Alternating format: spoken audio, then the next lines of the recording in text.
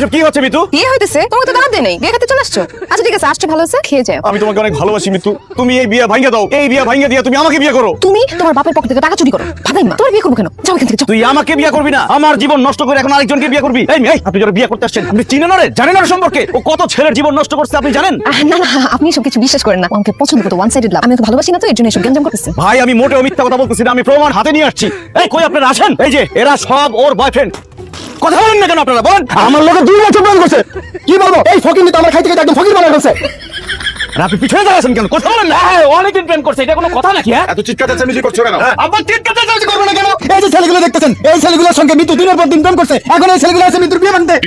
এসব কি বলছে? সব মিথ্যে কথা। এই ছেলেটা একটা বাটপার। সে ওই যে আমার মেয়েকে প্রেম নিবেদন করছিল, আমার মেয়ের ফিস করে দিয়েছে, এই জন্য সে খেপে গিয়া এসব উল্টাপাল্টা কথা করতেছে। আমি বাটপার না, বাটপার আপনি আর আপনার মেয়ে। আমরা সবাই এটার প্রতিবাদ করবো। কথা বলেন না কেন?